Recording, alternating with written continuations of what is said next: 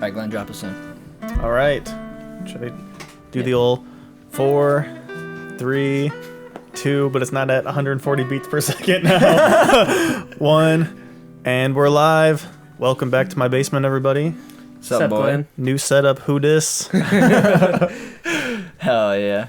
It's feeling a lot more serious all of a sudden. Oof. Is it because of the whiskey?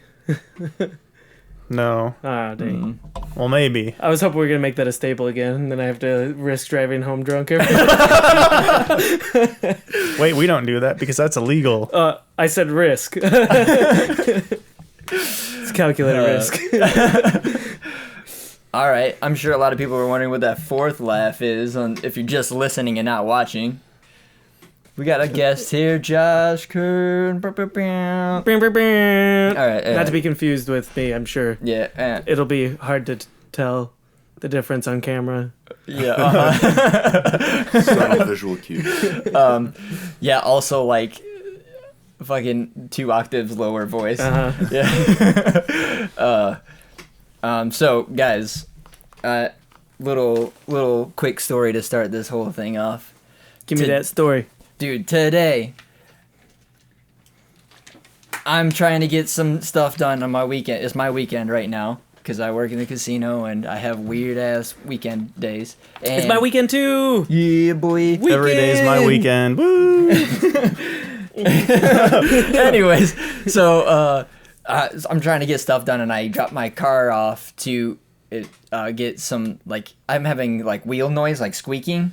Yikes. I'm like, it's getting Bearing loud or something? and like persistent, and you don't want the first thing people to notice when you roll up is, you know what I mean, like. Is that the psycho noise? But So that's what my brakes do every time. DIY. Yeah, you know what I mean. Like the first thing I want people to notice is the brrr, not Yeah. the. I don't know, bro. Your exhaust has got a pretty hefty tune. I don't know. Yeah, no, but it was definitely noticeable. louder than the engine noise. Could for you sure. hear it in the cabin? Yes. Yikes, that's yeah, annoying. it's not good. Like, and like rolling fast too, not just slow. So I was like, dude, this is getting obnoxious. Oh, no. Something's going on. So I take it to Harmon's Auto because they've been doing most of my recent work. They do a lot of good work.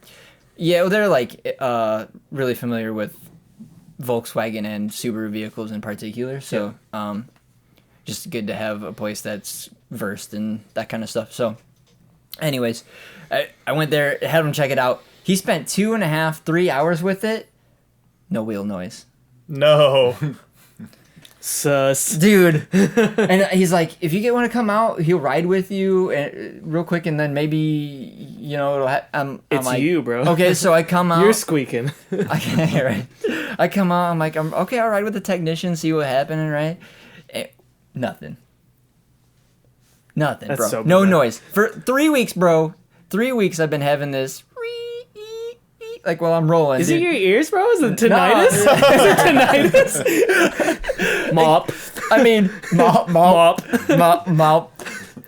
No, I mean, it could be, but no. I'm pretty sure it's my car. And so I'm just like, for 3 weeks, this thing's been making all this goddamn noise. And then when I finally take it in to someone who can fix it for me, no, it's not going to do anything. And it's not like he just put a little time. That's crazy. No, like yeah. 3 hours of work. Yeah, just they're trying to like, figure he it out. took everything apart, like brakes, everything's like, I'm not seeing anything, bro. And I'm like, you know, it's been really dry the last like 4 weeks. There's been absolutely no rain, and it rained last night. Interesting. I wonder if it's not like a lubrication situation. Like it just like lubricated the oil around the wheel bearings or something. Yeah, maybe. Just like Good old rainwater getting in your sealed system. yeah, yeah. Well, I mean that in itself is concerning, but I mean 100,000 miles, dude. It's I don't know. It's gonna start wearing out. But That's I just bizarre. don't want people to hear me coming because of my fucking wheels. Yeah. You know what I mean?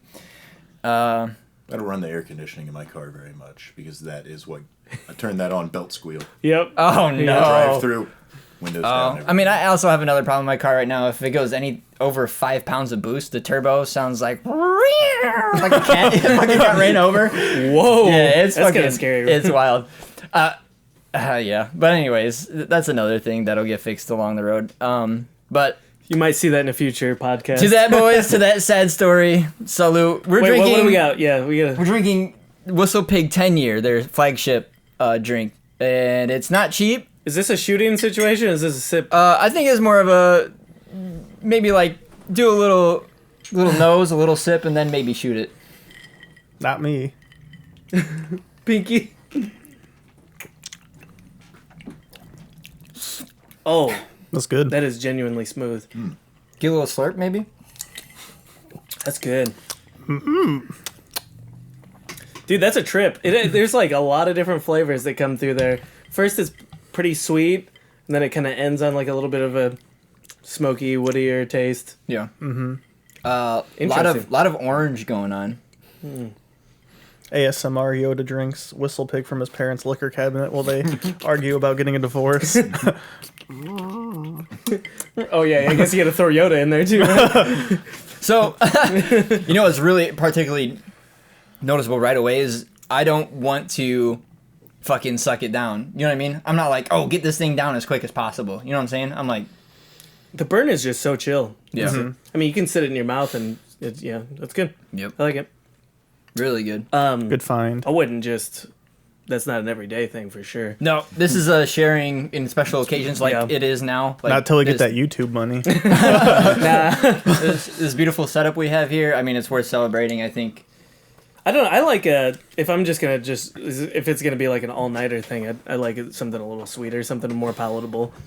Yeah. I think this would make a beautiful Manhattan. Because you said citrus, right? So it's Yeah. gonna complement that Yeah. well. So that makes sense. I feel like if you're on an all-nighter, you start with something else and then you move to this at like, this is like the midnight. This is when the fire That feels starts. like disrespect, doesn't Smoke- it? Like I'm like a little drunk, so I'm gonna drink this good stuff. When you now? gotta step away and smoke a cigarette on your patio. No, now a cigar Cigar. with this, bro. A cigar, Actually, bro? yeah, I can see that. Uh-huh. Maybe it's Around the not fire. Like I'm a little drunk, so now I'm going to switch to this. It's like I'm a little drunk, so I wasn't thinking it was a big enough occasion. Yeah. to switch to this. Yeah. I'm like, Uh-huh. "Shh, Yep. I've had a tumbler of Evan Williams. Let's. Yes, there you go. That's my usual volume. Just rip a Yep. fat vape and It's actually, My cedar vape. I'm sure a lot of people already know this, but Jameson is a really good, Yeah. just palatable, regular, off the shelf. Yeah, I like the whiskey, Black if you Barrel just as a wanna- regular staple drink. And I mean, just regular, good old Jameson, shooting it straight. Yeah. I mean, you could do that all night. yep, I agree. It's very easy to put down. But this is very easy to put down as well. I just think it is a lot more going on. Yeah. Yeah. I know we promised you guys we weren't going to drink our podcast anymore, but just once. Yeah, that's momentous. it is our occasion. podcast. Yeah, don't try to control us. To be fair, I was not in any of those discussions either. So Right. drink it all. I guess. So I do kind of feel like I'm in the driver's seat here because I feel like Josh is kind of my guest, and so you guys are gonna be hearing me talk a lot here up front. But I like to really kind of introduce Josh to everyone. I've been in the last 5 or 6 years. Glenn and I have been participating in open mics around the city and stuff like that, just playing, trying out music, trying out playing live and stuff like that. And then in doing so, we've met this fine gentleman in the process. And he is more like he kind of brings that traditionalism in open mic that our scene kind of doesn't really have, which is it's actually a truly open mic where he brings poetry to the thing instead of most everyone is just what we fucking do, just one guy and a guitar and you know what I mean, singer songwriter kind of crap. But and that's fine and that's great, but and because that's what the Midwest really is like if you don't do cover songs then get the fuck out kind of thing. Oh, yeah.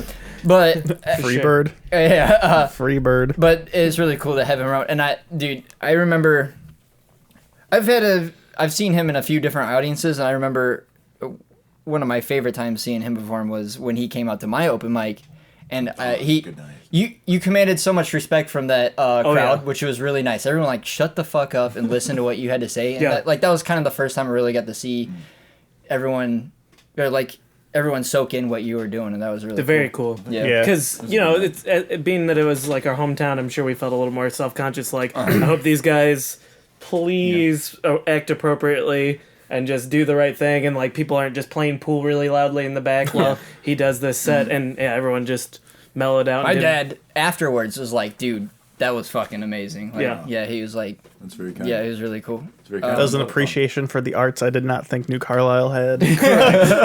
Correct. Yeah, factual. So GG. I'm so, and you know what?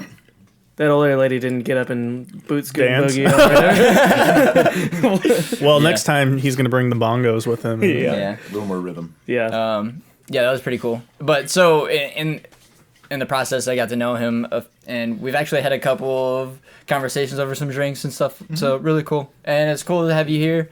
And It's good to be here. I feel like I'm kind of just dragging people from open mic here, but at the same time, I haven't been inviting everyone from that scene. Yeah. True. So Bottom of the barrel. You'll know. Season is still young. yeah, when we start scraping, you'll see some more. No, I'm just kidding. No, actually, we know a lot of great people from that scene. Yeah, a lot of very talented musicians. Yeah. Yeah. Myself not included. I beg to differ. So that was pretty cool. Thanks for coming on, man. Thank you. Yeah, thank you. Thanks for inviting me out. Yeah. I've been looking forward to it and finally able to put it together.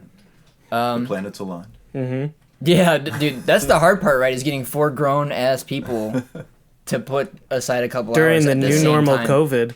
That too, even Yeah. It's been pretty wild. So have you been working? No. No, okay. I mean, finished out the school year from March doing e-learning. Yeah. And so then I've been on summer break. So, working around the house, doing a lot of projects, and my girlfriend moved up here, so getting her settled in and all that. But Okay. Good. so it's been good stuff. But not. I haven't been to work. I went for an hour, 30 minutes or something like that, at the end of May, to pick up my stuff. And they're like, "We'll see you in August, maybe." Yeah, Your maybe. stuff for August too. I'm like, I have half an hour. I can't. Buy a better webcam. Yeah. Yeah, pretty much. What's your opinion on e-learning? How do you think it? I mean, do you think it's the same? Do you think it's a good equivalency? I don't think it's the same. I'm in a master's program through Indiana University that's all online, and it's been great. But those instructors have all had the resources and time and intention to set up online stuff. So school's going into it this fall. I think it's going to be a lot better than last spring. I know my school in particular, we went in for an emergency faculty meeting in the morning. We got an email at like 9 p.m., like meeting before school tomorrow. It was a Friday before spring break. So we go in. I got there flexibly on time and was going to skip it because the email went out at 9 o'clock. And whatever they had to say to us, I knew could be in an email anyway. Anyway, Probably, another principal, he's like, when did they send that out? He goes, like 9 last night. It's like, that's why I don't get paid now. Check what's going on. Yep. It's like I was feeling a little saucy anyway, Sure. let's be fair. But, so found out that day we'll be off next week, but teachers had to come in Monday. And then by the end of the day, it was no one's coming back for 4 weeks. And then it was... So, because it was all piecemeal and seat of the pants and everything, I think it was a lot messier. And now my school has, a couple weeks ago, they said we'd be going back full time with an online option. And then just the other day, they announced our first quarter is all going to be online. Okay. So it has its place. It can be useful. It's not the same. I mean, you just don't get the same type of interactions. Yeah. Just There's certain elements you just can't do. Well, But it can be really good. You live in a kind of an urban area too, so there's probably some poor families that it really Yeah, I mean, we messes have with too, right? We have a lot of what we saw happening a lot this spring was parents who didn't have anywhere for their kids to go. Which I mean, everywhere has that. Yeah, but right. when you have a higher amount of families where one or both parents have multiple jobs and just any of the individual factors that come into play with economic hardship, then I don't know, kind of amplify things when suddenly the thing the kids were doing all day. School's Now a you have to free do it. babysitter, so they're or not free necessarily, but yeah. Right, but that's yeah, for sure. So just for context, what do you teach in High what school grade? English. Okay. Yeah. So I've 6 years. Just finished my 6th year. What courses in particular do you? This last year I had, 10th through 12th grade, honors 10th grade, honors 11th, and then an honors 12th grade that is dual credit. So I teach IU's freshman writing class. for that. Awesome. And then do like a semester of roughly college level lit study. So, because the IU class is all composition.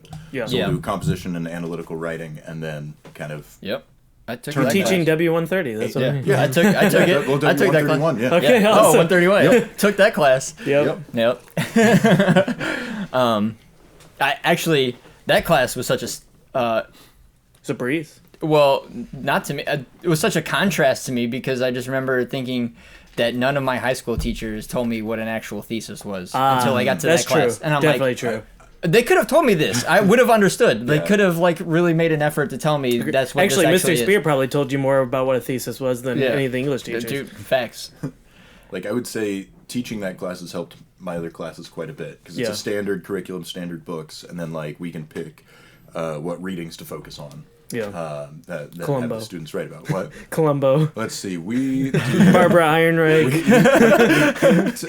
there's another teacher at my school who did it. We went through the training together. So this like week down at IU in CPLs. Bloomington, where we were given free breakfast every day and free lodging, and then like $100 per diem to burn through. Awesome. And there are Nice. a lot of good specials at the bars off campus. Like $2 mini pitcher Long Island. It was Oh, you went to Brothers. that was at Kilroy's. Oh, okay. Same. I'm not sure Same. where else we were. There was one guy kind of like, at the helm and just like. Well, when you're drinking down at $2 the corner. pitchers, Exactly. Who knows where you're going to end up? So might be a hospital. the other guy and I that set it up for Amen. like set up our syllabus, our reading selections. We do a couple of films, Wonder Woman and A Few Good Men, Cool. that tie in with some of the analytical units, and usually talk a lot about Frozen, which is great. It's actually interesting. There's some interesting stuff in the newer edition of the textbook they assigned for that course. It's some analytical, applying like analytical approaches to some bullshit like Frozen. That's really not bullshit, but it's very Interesting. sort of Something you saccharine wouldn't poppy. do that to? Yeah. Yeah. Right. They're trying to make it applicable and Yeah. Like the thing that people look at and go, you're overthinking that. Why can't you just enjoy it? It's like, I can't enjoy anything, so I'm going to overthink this thing. yeah. Yeah. But so I've used a lot of the stuff that the writing textbook for that class is easily. Can we just make this like a podcast about composition textbooks? 'Cause That'd be cool. That's the best one I've ever come across. All right. Well, plug it. What's it My called? list, I don't fucking McDougal. writing analytically. It's a distinct title. It's a Yeah, book right. about analytical writing. No, Is it a newer? Yeah. Text, This is yeah. I don't know 2014 maybe, something like that. Well, that's When kind did of Frozen that's kind of come out? old as far as college there are a few things go. editions. There are several editions. They're on their 18th edition already. It's one. I don't think it's going to get dropped anytime soon. sweet. Anywho, it's a good book. Yeah. No, You wanna read a I book on. so I'm gonna kind of first I'm gonna ask a question and then I'm gonna tell you my feeling on it. One, this is kind of a little bit off topic, but it's still on the teaching topic. But do you feel like different teacher subjects typically fall under like an archetype of like personality? Do you feel like an English teacher is gonna be more attuned to being like this kind of person versus maybe like a math teacher and stuff like that? Yeah. The stereotypes exist for a reason. Sure. Yeah. I think there's a higher concentration of cynical drunks in the English department in most schools, and a lot of people who like coloring maps in social studies departments. Yeah, right. The English department is the heart of depression and sadness. Yeah. I feel like I I agree. feel like a lot of And I don't really have anything against social studies teachers. It's Right. just kind of, I don't know, man. As a math person, I feel like there's some darkness there. I feel like a lot of like lower level college English teachers and like honors English teachers are a lot of people that are like had like really high aspirations and then just Squidward. is here now. You know what I mean? Yeah. Why don't you get another job? You. I try. I mean, I've known a couple people like $2 $2 pitchers. Yeah. Yeah.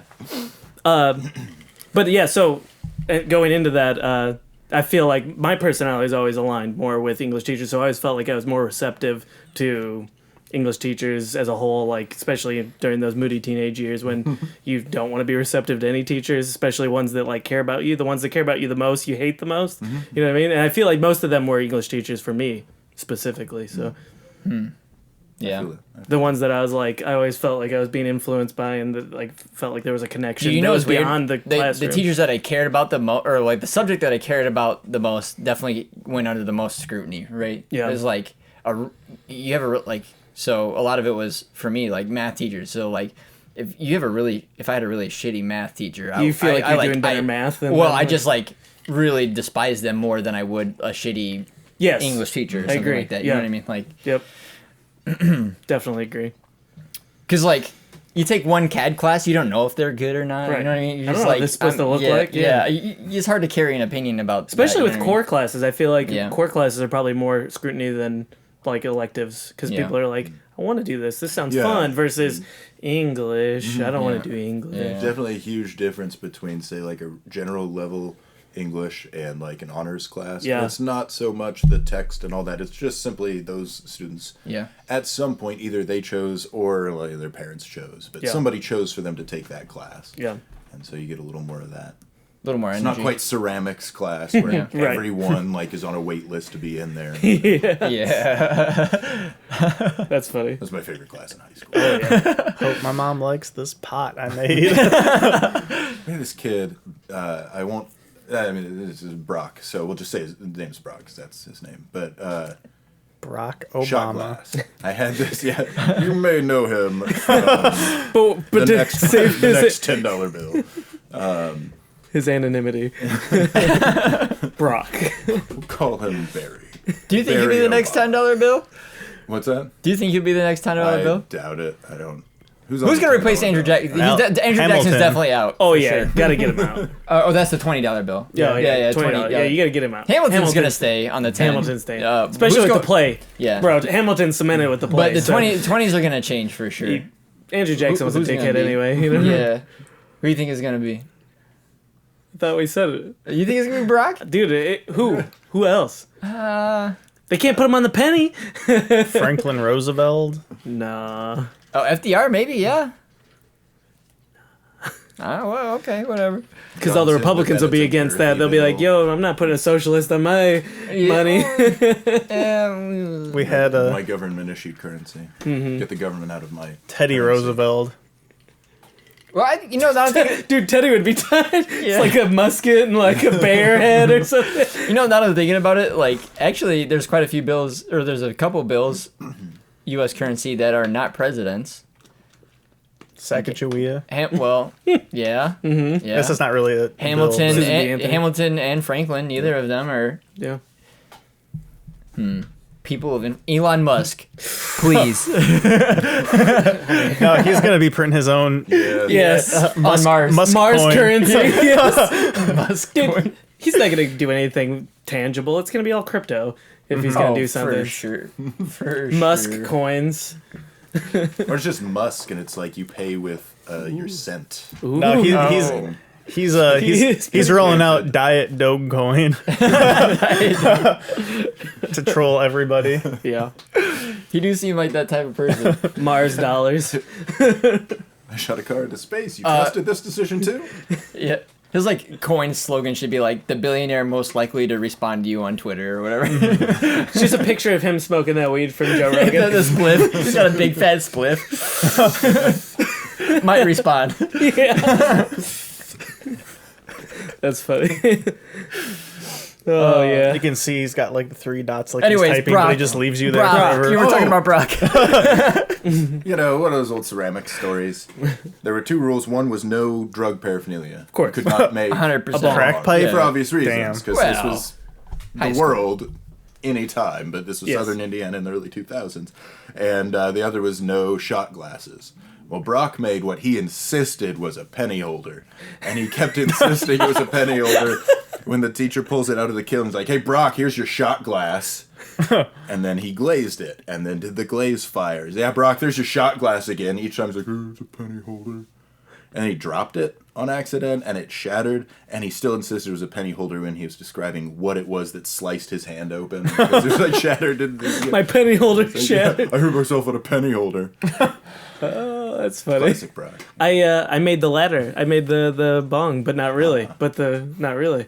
I made like a 3-headed Meth pipe. Very. When they teach you how to do that like coil method of making like a pot or something, Yeah. and then, I just built it up and then like stemmed it out like this. I call it the threesome because 3 people can huff it at once.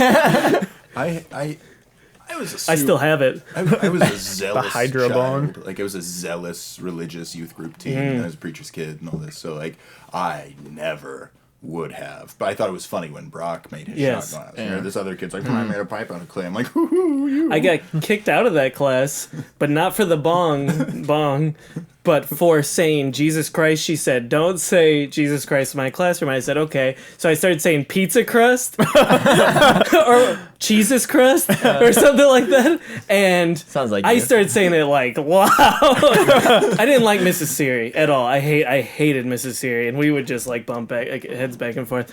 And I remember just being that like middle school and just like acting like a pothead, but I've never smoked weed, never once, not once. So, but I always acted like I was, and then I'd be like, "Whoa, you just assume I smoke weed," but I'm like got a Rolling Stones t-shirt and like my hair's down to my shoulders, and I'm How like, dare you. I've got 6-foot-long dreadlocks. And I bet you work on commission. yeah, and I was just like upset. I was like so offended, like it was like intentionally putting that vibe off. Well, and then I get upset never. when people. Yeah, well, Yeah, I had like long, like shoulder length, super. I had like a saggy, like a flaccid fro kind of going on, big old mutton chops through most of high school and life, and just a bunch of crap from thrift stores, just junky clothes that I loved, and they were comfortable and weird, and yeah, I had a lot of people that's just like I learned later, like my friend Dan's like, yeah, we could never like hang out at my house. I'm like, well, yeah, I just figured you didn't want to hang out by your parents. Like, no, my mom wouldn't let me bring you into the house because she was convinced you were bringing drugs into the house. It's like I came over once and it was to look at that cool Bible book on a religious topic you had just purchased. Yep. One who did cocaine. Anyway. That's how it always works. I got kicked out or not kicked out, but not allowed at Mark Keen's house ever again because I left him an R-rated movie because we were 17. And I thought that would be acceptable. I mean, 17 plus. Nope. Nope. His mom was, Oh, do you remember like having to walk around eggshells around some kids' parental, like, units. yeah, well, like around their whatever crap that they were told to do or not do or whatever. You know what I mean? Like when you go over someone's house, you can't like striking up a conversation about God just to make sure they know you're the right one. Yeah, You're well, like, no, you just can't like, oh, we don't do that here. You know what I mean? But it'd be like some shit that you just do on a regular basis at home. You know what I mean? Like it's just like cussing maybe. oh, dude, I remember like, oh, we can't watch Family Guy here or some shit. It was like, whoa, what? You know what I mean? Like we watch that shit at dinner every night. What are you talking about? So strange. Yeah, your parents have always been hip like that. Like, Yeah. they've Oh, they always didn't give a watched shit, all the man. like current shows and like made you watch yeah. them. I was like, Oh, well, but no, they knew that I'm, Yeah. You raised them right, they'll figure it out, right? They'll know better. You don't have to dictate. You just gotta do your job. We saw You know what I mean? happened when the dictator. I mean, we've seen a lot of kids that end up being extremely on the other side because they're like, I've been dictated for so long, I'm like gonna just go hog wild, like. So But Yeah. do we not have to stop now? No. Do we figure it out? we're good. We're gonna Amazing. take. Oh, okay. Oh, we're good. Keep We're not going. stop- Yeah. Okay. Yeah. So, how did you become a teacher? Why? Why? How? So I just really like teaching Yeah. and just helping people understand things. Yeah. Well, what gave you that And- taste of teaching? Well, though? it was a mix of a bunch of different things. Basically, a lot of things like once I stopped doing something, I realized, I really missed that. It's like I taught driver education for a while while I was in college and right after. And boring as hell. Same thing. It's like a 3-week curriculum. 3 weeks, run through all the information, 2 or 3 classes a day, and So mind-numbing, but it was a lot of fun working with teenagers in that capacity. And yeah, because they're stoked. They want to do it. Yeah. They're excited to get to. Yeah, for the most part, I'd have kids who were eager to get their licenses and stuff. Only rarely the ones who, like, mom and dad are like, oh, damn it, you're getting your license. That was taking your sister to softball or whatever. That was 100% me. So, I stopped doing that, and a little while later, I was like, I miss, like, teaching. I didn't miss driver's ed, but I miss teaching. And I'd done the same thing when I changed my major from English teaching, which I was at one point, to construction management. I'm a little impulsive. #college thing. Yeah, just... It'd be like that sometimes. Bipolar college life. Actually be like that all the time, I think. I was going to drop out because I was feeling really burnout, and I had some friends who convinced me, like, no, just stay in and maybe study something else. And so, like, instead of dabbling and taking a class or two, because I've done some construction work, and I liked it, and I find it satisfying. I had a advisor. He was a brilliant man, but maybe a little out there. Wonderful English professor who just said, oh, that sounds like a beautiful idea. You can go from constructing beautiful sentences to building beautiful buildings. And I'm like, okay, sure. You went to Harvard. Cool. It's a good idea then. Then like a semester later, I'm like, damn it, I really miss studying literature. So anyway, I changed my major around a handful of times. Graduated with a bachelor's in English. And then an associate's in construction technology, architectural and construction technology. Ooh, very cool. It's helped me so many times.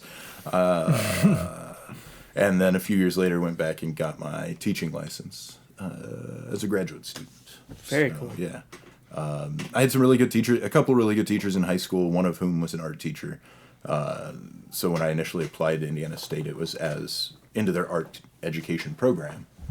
And then, like, a month later, I'm like, oh, God, I can't do that.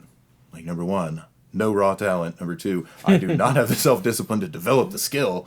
Number three, I will murder children because there'll be sharper objects in the classroom, and I'll be trying to make them stop sucking at art and stop making bongs and penny holders in ceramics class.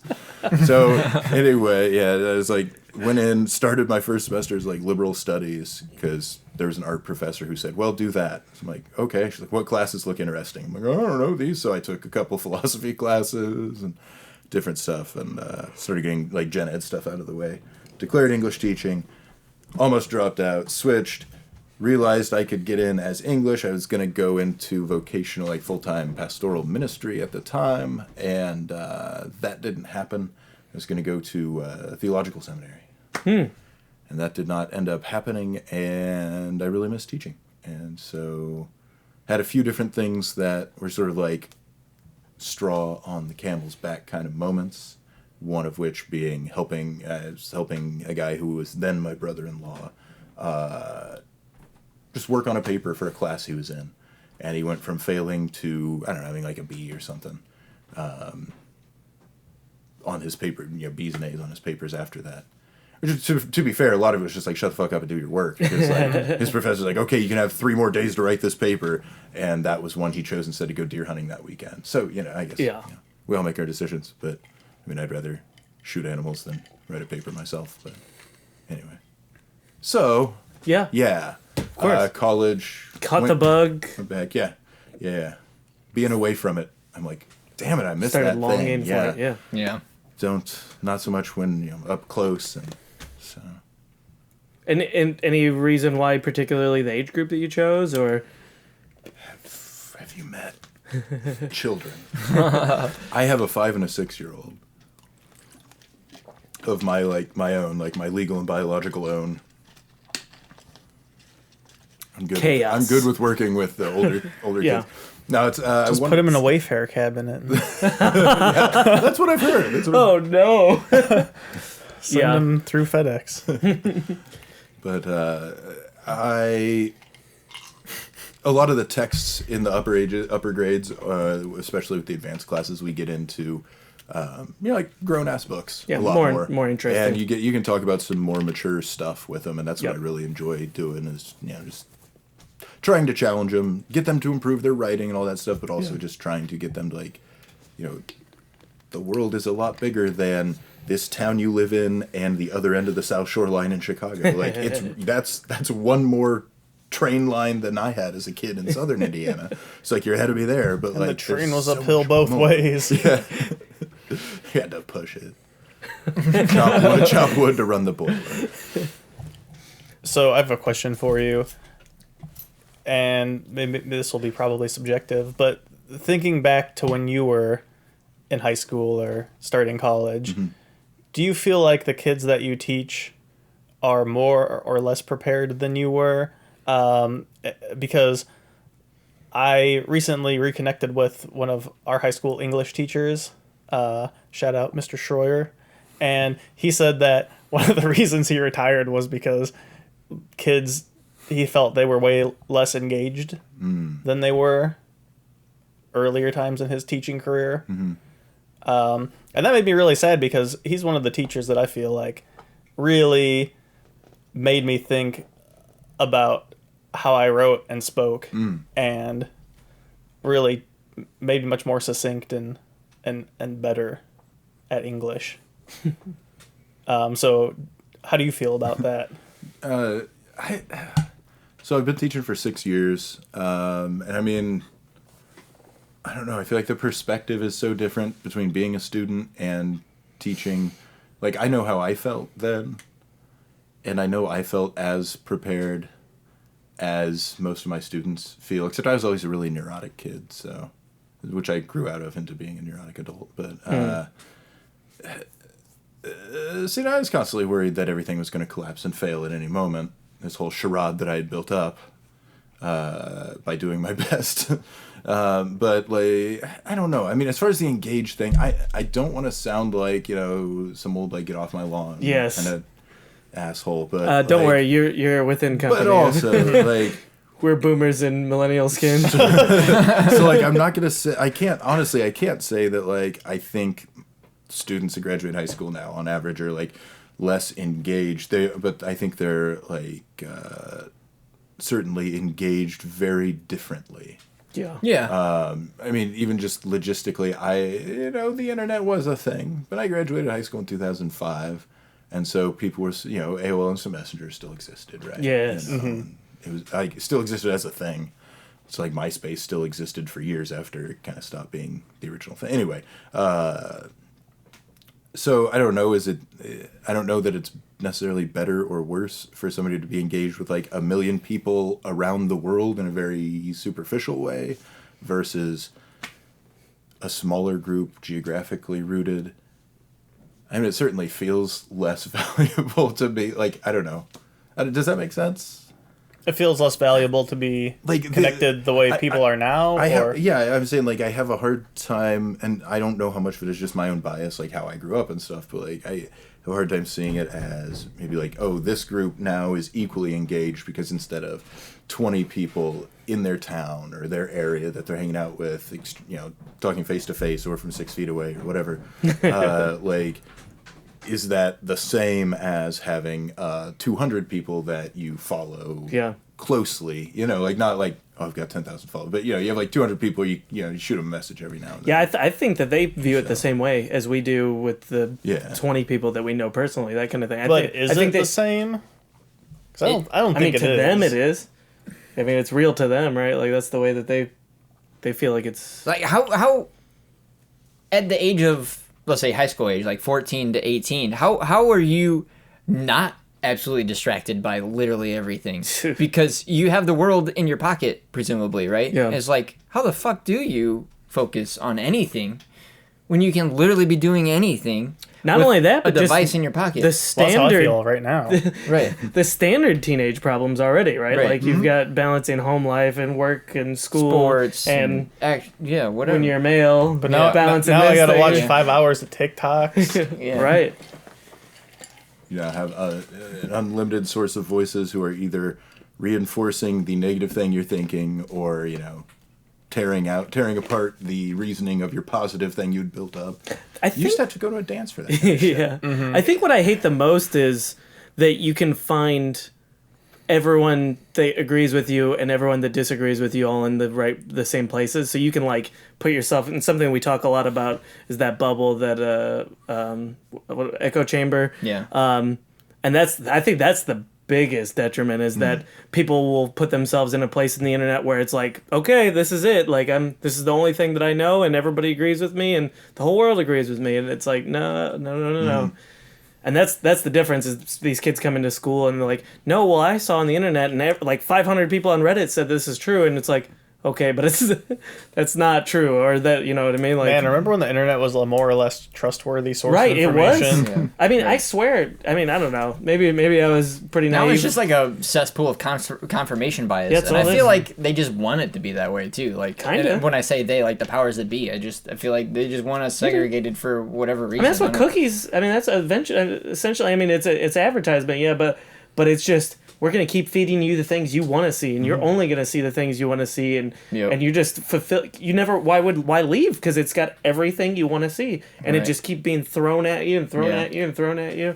One of the problems that, or things that I think is problematic that I've seen just kind of tied in with that, you constantly fed the things that the algorithms prove you want. Like, well, yes, I want this, but how am I going to complain? But like, Netflix keeps suggesting things that I enjoy. Yes. Damn it. Yeah. Right. Like, it just doesn't.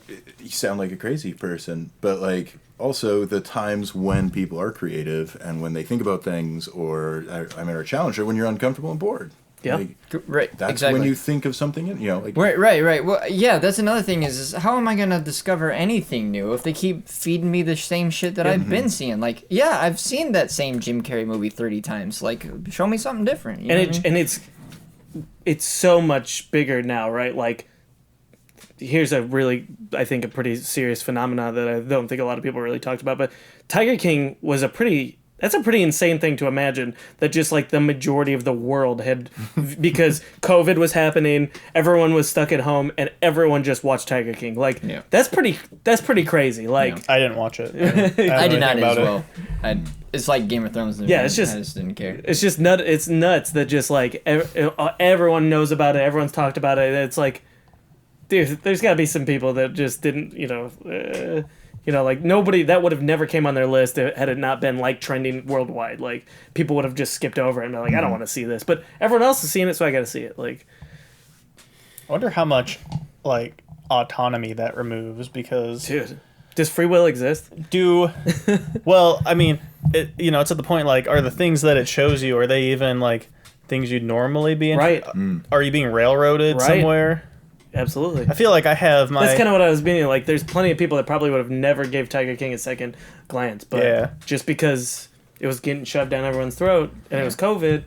I've come to the idea that we're all just a cesspool of our initial conditions, right? Like, you're not exactly really yourself, but really just a product of literally all the things that you've been given. Yeah. You know what I'm saying? Set of differential equations that needs to be solved. Like, technically, if you knew all the initial conditions of every living second, you could probably predict exactly how you would be, right? You know what I mean? Because we have the information about a lot of those psyches and stuff like that, but you need to know all the information, right? And that's actually kind of impossible because the human memory is not perfect, and not everything's being recorded and all that shit. You know what I mean? But and also because the quantum state is deterministic and therefore unpredictable. Right, exactly. So like chaos theory, right? So all of that, we're really not really ourselves, but rather just a product of the conditions in which we've been given, right? Mm-hmm. So, but that just puts me in this mind of state where it has put me in a place of zen rather than uncomfortable. Like, a lot of people probably hear that and they're like, "Oh shit, I'm really uncomfortable by that statement," right? But like, to me now, I'm just like, it's freeing. I can't fault you because you're just a product of your all the conditions that you've been given, right? Like, because like there's not really exactly free will in that kind of set of circumstances. Like, again, I can make decisions on my own and stuff like that, but the decisions I make are based on the conditions in which I had been living up to that point. You can have free will to make the decision itself, but if you're only shown choices A and B, you have no fucking clue. There's choice C, D, E. And Right. Exactly. So, no, I can't fault people for the decisions they make, and now I feel more at peace because of that. You know what I mean? It's just like, you don't know any better because you don't. You know what I mean? Like, so... Yeah. I think that's a slippery slope, but yeah, I mean... Well, that doesn't mean... people have to have accountability. That doesn't mean... Well, right, but that doesn't mean that they shouldn't be shown more options, right? Oh, for sure. Obviously, which is what we're talking about with the like the confirmation bias, right? Like so now I'm thinking I can't fault you for it, but at the same time also so there should be more to fix some of that. And there's, I mean, even if you don't go with the norm and say, oh, man, I hated Tiger King, there's so much social stigma associated with that you're probably not outwardly saying that. You're probably just going, whatever, Tiger King kind of sucked. Yeah. Or it's like, that was that. shallow. I don't know. The investigation seemed kind of set up. But, you know, like you walk out of a Marvel movie and you go, I don't know, bro, that wasn't really that into that. And it's like, the whole world goes, excuse me? Yeah, right. Don't get off your high horse up there, bro. What are Yeah. you analyzing this so much? It's like, it's shallow. Right, it has nothing. right, It right. has no substance. I'm allowed to scrutinize Yeah, this. like, I get like entertainment for entertainment purposes, but I just wanted more. I just wanted more. I don't know. What do you want from me? And yeah. I remember you said, I didn't like Thor Ragnarok. I was like, excuse me? And then I remember watching it again. I'm like, all right, that's fair. It's just like a little too corny for me. Yeah, I it's don't not know. like Like this is pretty I corny. get it. No, like at the same like what You get the entertainment value. Right, I prefaced it. I'm like, I understand. I'm just like, it's not for me. It just Corny. doesn't make it does. It's just too corny. It's just and, junk food now. Yeah. Yeah, it is. It is junk food, dude. Yeah. Exactly. Yeah, like the thing is I compare all these new comic book movies to the ones that I grew up with. They had a little more. They were like entertainment for entertainment, but they also had a little more sustenance. Like the first Iron Man was a little more. Okay, I'm like, Needs more bro, Tobey you seen the Maguire. Spider-Mans though, right? Well, the first, yeah, they were. First one was- they were pretty corny, but like Yeah. the first one, maybe some nostalgia seeps in, but I think They just nailed it. They nailed it with casting. That it was Yeah, hard I think- to. It was hard to like dispute. You're like, Yeah. it was corny, but Tobey Maguire though. Well, America's Spider-Man. Yeah. who played the Goblin? Willem Dafoe. Willem Dafoe. Yeah. What a great actor! Right. Oh my God, you stick him in anything, I'd be Way like, too good for that yeah, movie. Definitely yeah, too good for that movie. Yeah, I'm Too like, good for that suit. I know that for sure. Okay, yeah, I'll check that shit out anytime. Willem Dafoe's in it. Yeah, I'm you giving said it a Tobey shot. Maguire and Willem Dafoe. You're like, I gotta see this. Yeah, And young for sure. Franco. You're like, what? Yeah, for sure. You see, I'm not mentioning the female actress. I don't think that ever crossed my mind. That I'm like, No. I gotta check that out. Well, I don't even Kirsten remember what her Dunst. name was. Kirsten Dunst is in there. I don't want. I yeah. need They to got see pigeonholed into that. Like we just need a that. pretty Yeah, face. I mean, she was just hot back Yeah, in yeah. 2004 or whatever. I mean, but then the 2001 when it Spider-Man came out. reboots had Emma Stone, right? And to me, Yeah. that was the Well, superior casting. That's the Garfield, Andrew Garfield SpongeBob or SpongeBob. I'm ready. Wow, yeah, dude. I'm ready. Andrew Garfield, SpongeBob. Here we go. No, 2021. I think it's gonna be Ryan Reynolds playing SpongeBob. Please. They got my money already. Yeah. Yes, correct. I mean, he did. And Danny did DeVito Pikachu, right? playing I mean, Patrick. How much better can it be? Yeah, right. He No, needs no. to relive our entire childhood. Danny DeVito is Mr. Krabs. Okay. They can go live action with this shit, is what I'm hearing.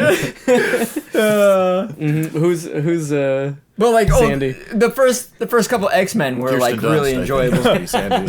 Scarlett Johansson. ScarJo? ScarJo. Okay. Was she that thick? Was Sandy that thick? I guess maybe. Under that spacesuit. I mean, you saw her in that bikini. I mean, Yeah. yeah, that bushy tail. And... You like Is it a butt? you like Will Ferrell hope as so. Patrick. Will Ferrell as Patrick. No,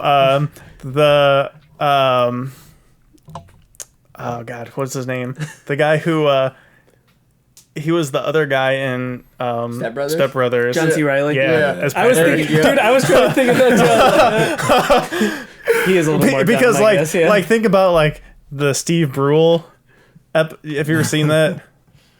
Check it out with Steve Brule. It's like this. Like a Adult Swim show? Dr. Drew kind of style show where he places like retarded doctor. Yes. Yeah.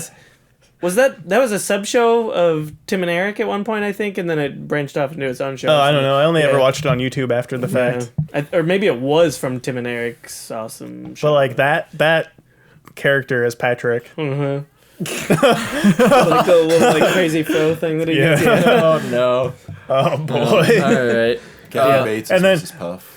Ooh, The Rock get, is like, a Larry weird, like, Larry the the Lobster. The Rock is Larry. Yes. Who's Squidward? Right. Wait, who's Squidward? Zac Efron. Squidward. Oh, you need like a thespian, I think. You know what I mean? Like a really good Hugh Jackman. Ewan McGregor. Squidward. Ewan McGregor. Yeah, okay. I was thinking Sir Patrick Stewart. Sir Patrick. Yeah, that's a true thespian right there. Yeah. Yep. Molly Shawn. Okay. Wait, no. Who played? Wait. Inconceivable. Oh gosh, who played Count Dooku? He's dead. Christopher Ian Lee. Yeah, he's Chris dead. Lee. Yeah. Oh, is he? Yeah, he's dead. Oh, He's rip. he was very ancient when he did Lord of the Rings. Mm-hmm. He was like in his late 70s, so. Not the Damn. metal tracks though. He has the most. Yes. Chris Lee's metal album, dude. He's still credited with the most film credits. He's Guinness World Record of most film credits. What a man. He pumped out some films, bro. Actually, his backstory. I don't know if you guys know. YouTube his backstory. He was like a spy. Interesting. For the British intelligence and did some crazy shit during World War II, That's where he was wild. like a double agent. It was crazy. Jeez. Yeah. He like lived in their world. Oh yeah, well he said in that scene on Isengard when he gets stabbed in the back by Grima Wormtongue that noise he makes was a noise that you make when you get stabbed in the back for real. It sounds like this. Yeah. Ooh, He has a really cool story from Method World War acting Spicy. from actual experience. Yikes. What's the dude that played Loki? That could be Squidward. Yeah. I was thinking Chris Riddle. Chris, Riddleston. Oh yeah. Tom Benedict Tom- yeah, Cumberbatch yeah, is Tom, yeah. Squidward.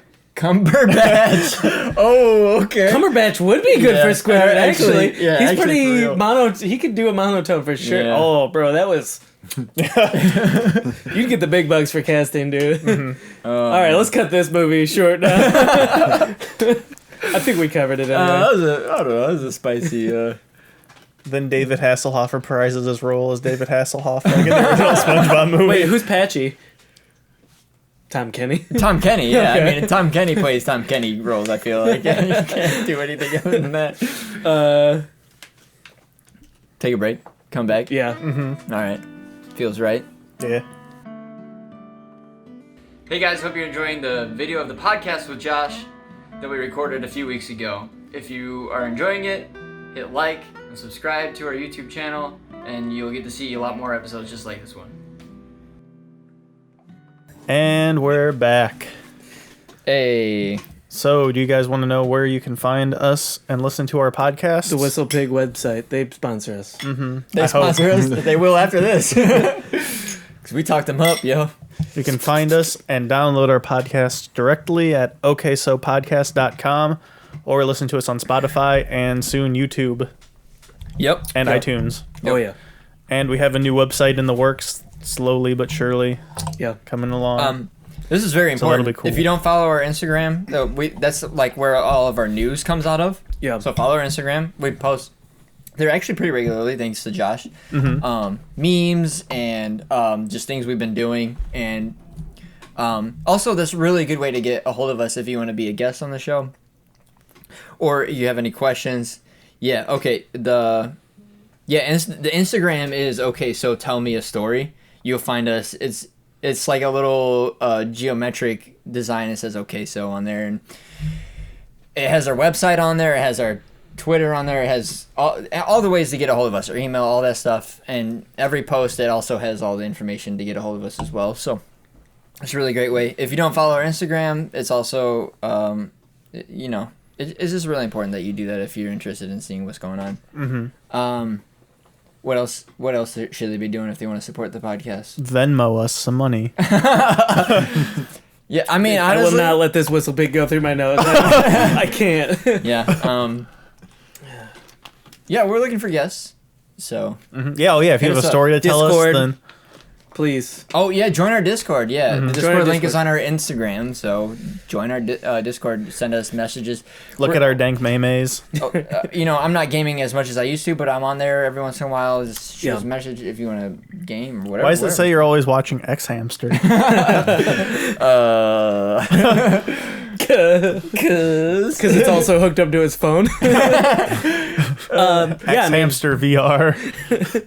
Yeah, like that. I know that getting out, getting about, coming here physically, or maybe it just might be impossible or infeasible. Discord's always an option. Yeah, we can do an interview over Discord. We can make it work for sure. If you have a decent microphone, we can make it work for sure. Any external microphone really is the leg up that we need. Because over the phone it's kind of shit, or like those earbuds that they don't really cut it. But anything like that's a dedicated microphone sounds pretty good. That works fine. Like if you have a nice headset or something like that, like a Turtle Beaches or some shit, that works fine too. Please. What else? We've been plugging our bro Zach Myers. He's got a new business called Tanuki's Kitchen. He's been popping off some new stuff around in his local area. Yes. So it's not really advantageous to advertise for him on that. Oh no, we've got hella listeners from California. Oh, do we? Okay, so if you live in the Santa Barbara, or Goleta Zach area, watching it 2 times more than he should be watching. Well, whatever. If you're in the Santa Barbara, Goleta area, he's listening. Make sure we plug his bread and jam. Yeah, he's been making these like baked donuts with jam in the middle and like some glaze over the top. Ooh-wee. They be looking good. I don't think they're really donuts per se. They look more like giant cream puffs, but get on that. But with homemade jam inside there, bro. Man. It's probably like a brioche base. That's what you had back in the green room. Yeah. Right. Mm-hmm. Yeah. There's a room with pastries. I ate a lot of the pastries. Oh. Yeah. I see you've got some in your beard, right? Yeah. So Tanuki's Kitchen, Tanuki.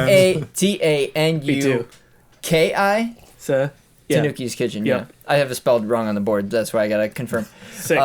Follow his Instagram. He's got all his updates. He's got his website. He's got a website up there that you can order. And also, if some of the stuff on there doesn't look good to you, or like it looks good, but maybe you need some you have some dietary restrictions, hit him up.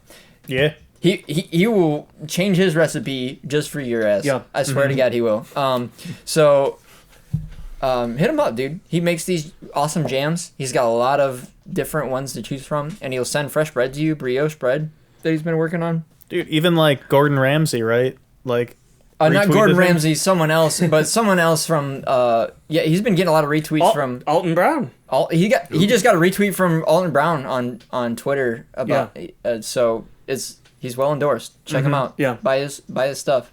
I think that's actually his main source of income right now, so check him out. Please. Yeah.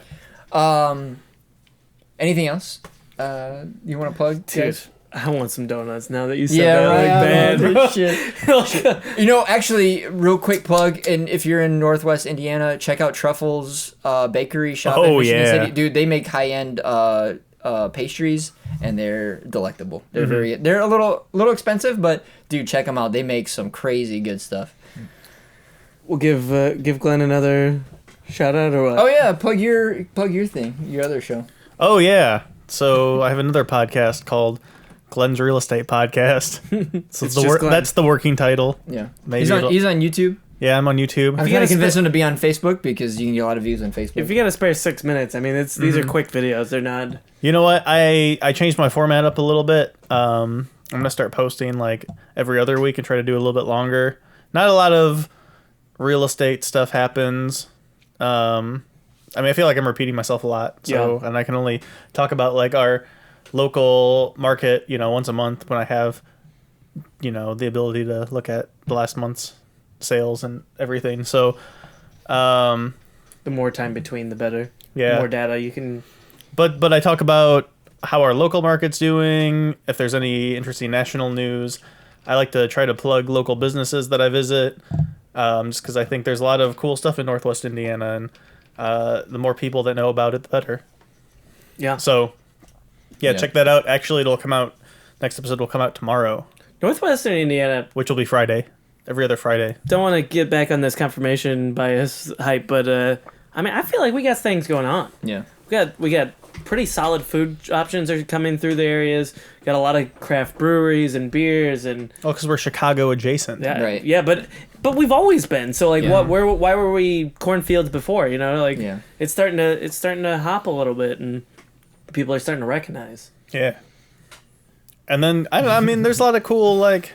There's seems like cool artists are coming out here, and people who want to have like microbreweries and Yeah. just cool. Indiana's a good food place stuff. to have some life experience, to experience some stuff that might be out of your normal, everyday, kind of thing. Yeah, and we don't have earthquakes or hurricanes yet. Tornado, stray tornado here and there, but very rare. Yeah, pretty rare. I thought we were going to get one last night, actually. But it actually dissipated before we got here. Well, we do got that heat this summer. I'll Yeah, tell you. who is cooking? And snow sometimes. You mean 6 months of the year? Yeah. Well, It's because Oh, we're so yeah, close this to the year. lake, though. yeah, Of depending on the every year. No. It starts the last week of October and usually ends the first week of April. Mm-hmm. Anyhow, So you had a question for Josh. Yeah. So I wanted to go back to that open mic at Kate O'Connor's that Larry was talking about, Yeah. which was those last fall, probably, right? Oh, not last fall before. Yeah, he was at the first open mic. 2018 fall. Yeah, he was at the Oh, first open mic. wow. Okay, yeah. so much longer ago than I thought. So you did that set of poetry, and I thought that was really awesome. Thank you. And I was only a little drunk, so Same. it so was paid compliment is legitimate. yeah. Yeah. But I was thinking, I knew you're coming on, and I wanted to talk about this. Sometimes when I listen to music or whatever, if I hear a really awesome song, or it just like makes me think I want to go write. Do you feel like that? Do you, like when you read poetry, or what inspires you? Oh yeah. So I haven't done a lot of writing for a little while, just things being all crazy and all that. I've done a little bit of writing over the last while, but I haven't like finished anything up. And I'll go through periods where like not everything's good, not everything's something that I'm gonna take and read somewhere. But like, Yeah, of we're course. constantly creating stuff. And part of that has to do with my bipolar disorder too. Kind of some ups and downs. But yeah, I don't know. Reading poetry is a huge source of inspiration for me. Reading or watching live performance videos and stuff. There are a few poets, like living poets, that I follow a good bit. And other than that, I mean, if I come to a point where like I'm stuck and I want to write something, I've got a few kind of like go-to prompts or whatever. But I don't know. Most of what I write, like it just kind of usually it's like there's something that makes I feel like I'm gonna die if I don't get this taken care of. I'm gonna have a panic attack about this thing, or an anxiety attack about this thing, or this will be the reason I finally drive off the bridge, or whatever it is. Like something that's overwhelming.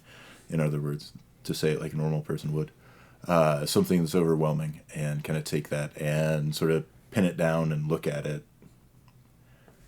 either in a weird way or just try to look, just start with here's what I'm seeing when I look at that, and just by writing that out and reading and rereading that, I notice other stuff.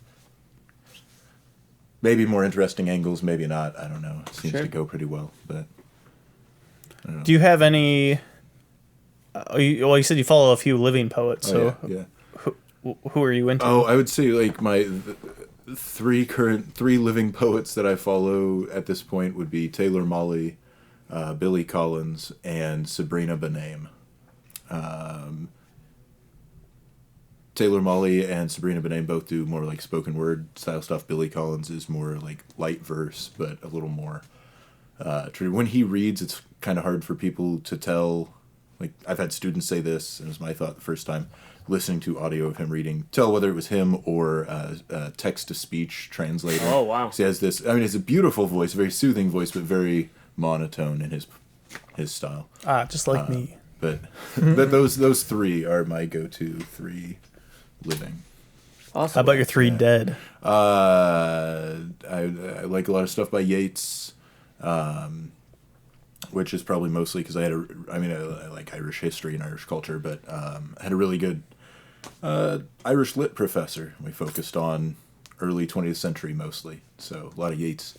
But let's see, Yeats, Dickinson, some Whitman. I like some Whitman. I mean, I tend to enjoy a lot of the transcendentalists and the romantics, and just the weird, like, let's get funky and let's fucking have these feelings, man. Yep. Yeah. Word. And just like enjoy the fact that we can have them even when they really suck. I don't know. I feel like I should have done some. I'm a poetry noob. I feel like I should have done some research before. Yeah, I mean, sure. obviously I know who Like, Whitman. yeah, I knew all those is, names but that you yeah. said. Yeah, I just don't. Well- I'm not very well versed. Yeah. I had, I was in this group when I lived in Terre Haute. We'd do monthly kind of open mic poetry nights at this coffee shop in town, and the coffee grounds, may it rest in peace. I believe now it's an American Grill of some sort. Joe and Taters. or something TGI like that. Fridays. TGI. So thank goodness it's Fridays. But so like I was doing that, and a little different style than most of what I write now. I was doing that for a while, and I had a relative come to visit, and she was a little more like academic, scholarly focused and stuff, and so that was a big deal. And you're writing. Oh well, what sort of poets do you like? And I'm like, good ones. Like just couldn't. I realized like I couldn't name like a single person other than like that Bill Shakespeare guy's pretty hot. Edgar Allan Poe. EAP, dude. Like Poe. Emerson. Yeah, Emerson. Emerson's probably my favorite. The nice thing about Thoreau. poetry, though, if you want to like start getting into it, you don't have to work nearly as hard as you do with music to get to like, oh, well, have you heard of this artist? Because you get one layer below like Shel Silverstein and Shakespeare and Poe, and like people are like, no, I haven't. Whereas with music, you got to get several layers. You got to get Right. like a really obscure band to have heard them first. Or it's just like, oh, you listen to any stuff by Hanif Abdurraqib? No. Like, oh, you got to check out this great one. It's called Defiance. Defiance, Ohio is the name of a punk rock band. I think is the name of the song of the poem. Check it out. It's good. Yeah, that's fun. Get into That's weird interesting. niches faster. Yeah. You Yeah, can absolutely. sound- For sure. Well, I'm all about weird niches. It's easier to be a poetry hipster than a music hipster. I think where guess. you'd start maybe would be closer to slam poetry, with moving from hip hop to something like that. I mean, I recommend that as an inroad for a lot of people. Yeah. And even like, I mean, I've studied poetry at the college level and all that stuff. And like, I teach it and all that, but like 9 times out of 10, if I'm like, oh, I want to listen to this poem or that, I want to, some Dickinson, I'll go back and read over and over and over, and always will. And same thing with Billy Collins. But like, one of the things I love about Taylor Mawley and Sabrina Benaim is watching their performances and, like crying at least a little every time. I do, watch this. It's like Tony Steinberg, Brave 7th Grade Viking Warrior, poem by Taylor Mawley. I know I will get at least a few students to cry when I show that one. Yeah. So when they complain. Do you prefer spoken word, or do you prefer reading poetry? I don't know. It just kind of depends. Yeah. It kind of depends. They all work differently. Yeah. I mean, I'd say I've probably had more memorable experiences with spoken word, more of that style. 'Cause it's more of what I do when I'm performing, for sure. So much human And connection there. Yeah, there's more the physical presence or whatever Right. is there. There's more feel. Yeah. There's more, The performative aspect is there. Yeah, right. But I mean, I was on a train reading, picked up a book of Seamus Haney's poems. I was in Chicago and was coming back and started reading through it and had to like put it down like 2 poems in. It took me like 40 minutes to read 2 poems. I had to like put it down because they were just so intense. It spoke to me in my moment. Uh-huh. Yeah. In that moment. Right. Oh, dude. There's an intimacy. Finding art that's like vibing with whatever's going on, and for lack of a better term, but like that's going on with whatever you're going on, like is going on in your world. That's something else. You know what I mean? That's, There's I didn't know the writer's name, but there's a poem that's always stuck with me, and it's called Richard Cory by Edwin Arlington Robinson. And that one always stuck with me because like music and film and stuff like that, you'll see things, fractions of yourself or things that you can relate to, but that poem like really it almost felt like he was right, like he had met me and then was like, I'm gonna write this. Like it really spoke to me in like another way, and it's always stuck with me. Even if I so far away removed from poetry at this point, I probably read that poem when I was 15, and I will never forget the name of it because it just stuck with me forever. Yeah. Self-reliance. Yeah, yeah, dude, self-reliance. Oh man. Kind of tying back into the earlier question of why would I go into teaching, or why did I make that decision? One of the final moments before I the next day was sending out emails to transition to teaching these licensure programs. I was couldn't sleep, watching YouTube. It's 2 or 3 in the morning. I was sitting on the steps because I was married at the time. My spouse was up in bed asleep. She had to go to work the next day. I worked later. Whatever. I'm not sleeping. I'm sitting on the steps going up towards the bedroom with a laptop, watching YouTube, and just kind of clicking through different poetry videos. And Taylor Molly's poem, What Do Teachers Make? Came on. It's this poem that's gone, it's been viral in a couple of waves, much like COVID. And but it's been referenced a lot. There are a lot of people who have said oh, I heard that and it made me. But I was well, damn it! If I'm crying at a stupid YouTube poem at 2 or 3 in the morning, maybe I should look into this. Yeah. And I've had songs that have. I'm a hyper emotional, hypersensitive person. Oh, yeah. So it doesn't take a lot to get me. Dude, man, you don't have to fucking tell me. I'd be crying at everything, man. Sometimes when you can't get it out, you just go. You've got those go-to pieces of art or whatever. You're like, I know this will get me. Yeah, every time. How do lawyers argue without crying? Dude, Top Gear, that last thing at Grand Tour. Despite I know that season 4 will exist in a different format. Yeah. If I ever need a good one, I'll go back to that episode. Did it get you as good as... Dude, I sobbed like a... Dude, it's been a while since I cried like that. I genuinely was looking at the other 2 guys, and I was upset with Richard Hammond and James May. James May a little, but I was upset with both of them. How are you not crying right now, you soulless monster? Seriously. Yeah, Jeremy Clarkson delivers that speech, and it's just oh man, I'm getting a little, I haven't watched it, so right now. Bro. Yeah, it's pretty strong. It's not your typical celebrity trying to hold back tears. He was someone else needs to speak. This has hit me really hard. And he already knew that there was still going to be more. Yeah. Too. He was season 4 is still going to happen, but it's going to be a little different. And it's that's why I assume that's why the other 2 are not sad, because they're hey, we're still doing this. Yeah. But even still, it's ugh. Yeah. Oh, man. And then it's hard. And to know that... The other thing was knowing the backstory between Top Gear and their separation from that, and him just going... we got with our people from BBC, and it was damn, you guys brought him back and reconnected for this last. Oh man, it was historical. It was wild. Have you seen the round? There's something that's making the rounds on social media that's poetry related. There's a guy that's doing spoken word on. I think the poem is called something like "If I Would Write About Love" or something like that. Have you seen that one make its rounds? Nope. I might have. It's probably a coffee house thing or something like that that's going on, and he's if I were to write a poem about love, it would be about this, and then he just talks about this woman or whatever, and it's really cool to see someone get that kind of notoriety really quickly about something that is such poetry is so time worn in the way that it's been around for a very long time, but it's also gone through its ups and downs where it's it was really popular here, but it wasn't here, and you know what I mean? It comes in and out of fashion. So as recently as the 90s, right? On the West Coast, it really had its boom right there for a while, right? And then it's kind of in the waning side. Even when we were young, it still had its own kind of place, because that chicken noodle soup for the soul thing was still, and Shell had his peak when we were children as well, right?